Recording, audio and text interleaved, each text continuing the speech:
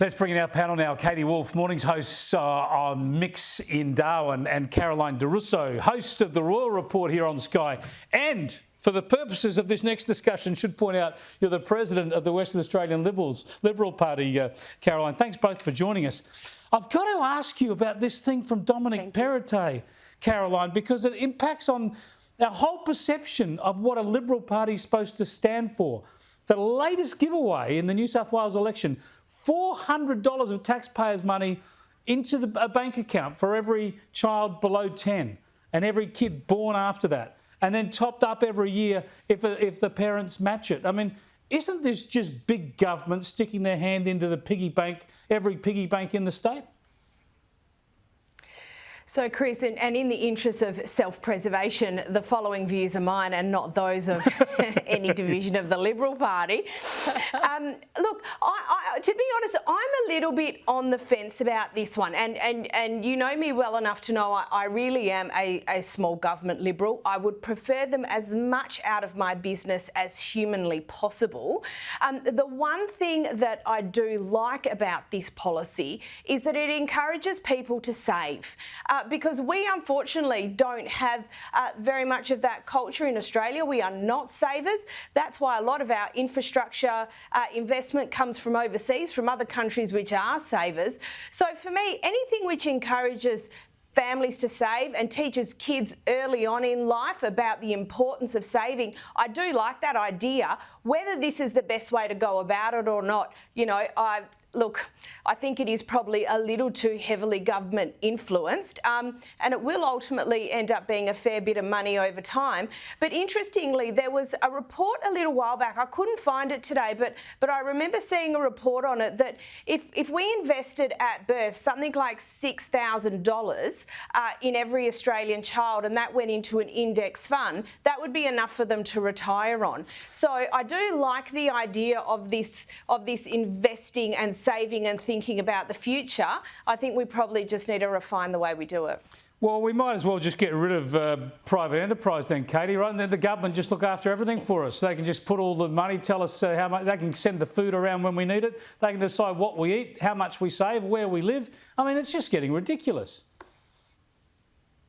Yeah, it sounds like an attempt at a vote win to me, Chris. And I know that that obviously things are getting pretty tight when you do make promises like this in the lead into an election. But I do take on board certainly what Caroline is saying. And I do agree that I think anything that you can do to try and help people to make sure that you are saving for your children's future is certainly a good thing. But hang on. Can I just jump in? See, this is the problem, right?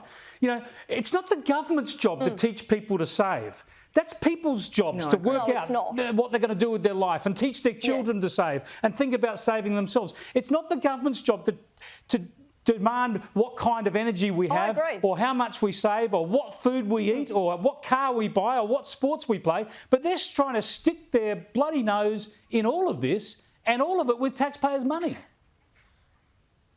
Yeah, they certainly are. They're certainly, you know, trying to stick their noses in, I guess, in this instance. But Chris, the point that I was going to make is that for a lot of Australians at this point in time, and I know that we're talking about New South Wales here, and I don't have as good an understanding as what you two may when it comes to the, when it comes to the cost of living and the way that people are tracking at this point with the cost of living. But even the idea of somebody putting aside an extra $400 for each of their children, yes, I know that the government's going to match it.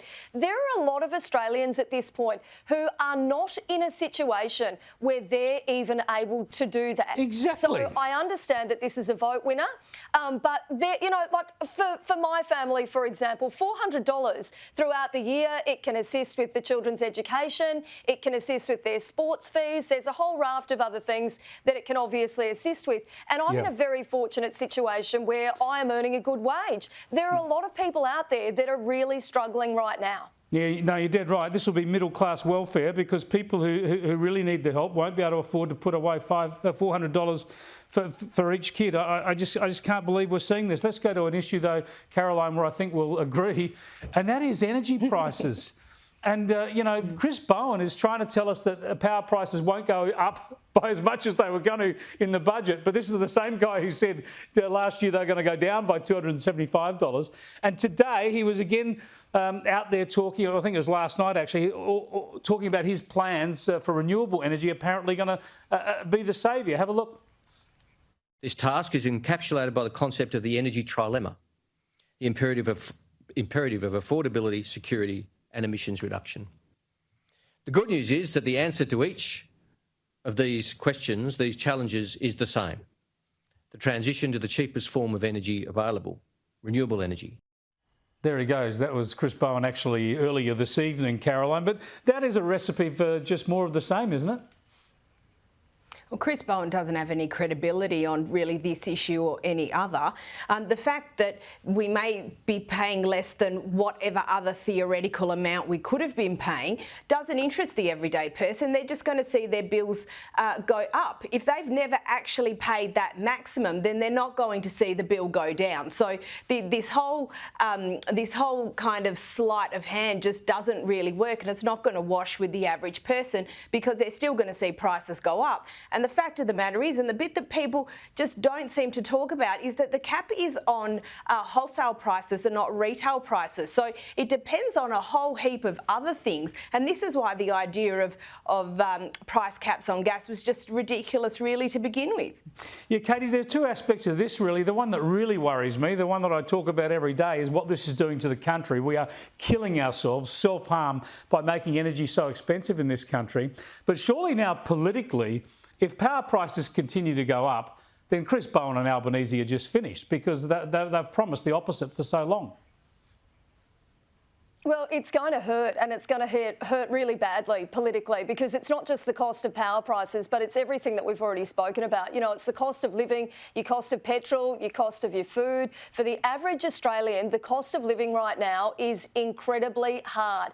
And then when you look at those power prices and the fact that we are obviously trying to transition to renewables, which is a good idea in theory, how much is that actually going to cost the country to get there? How long is it going to take? And how much are we going to see those power bills go up in the meantime? And I think that they are the kind of questions that everyday Australians have got, because their biggest concern right now is putting food on the table, and it's paying for the kids' education. It's making sure that you've got petrol in the car. So they are the real issues that real Aussies are worried about. Hey, speaking about real Aussies doing it tough, what about Prince Andrew, who is in line to be, somewhere down the line to be head of state of this country, Caroline? I've got to get your perspective on this before we finish up.